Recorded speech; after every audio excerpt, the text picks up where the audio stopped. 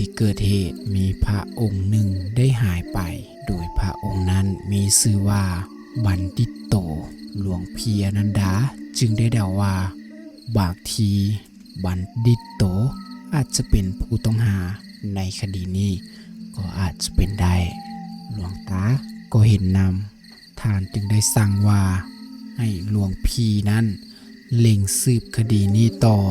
แล้วก่อนจะจากกันหลวงตาก็บอกว่ามีเด็กวัดอยู่คนหนึ่งอยากให้ไปอยู่กับหลวงพี่อนันดาคอยปฏิบัติรับใช้ในเวลาที่ต้องการโดยเด็กน้อยคนนั้นมีชื่อว่าแจ็คเป็นเด็กป่วยโปลิโอแต่ฉลาดลักแหลมรับรองว่า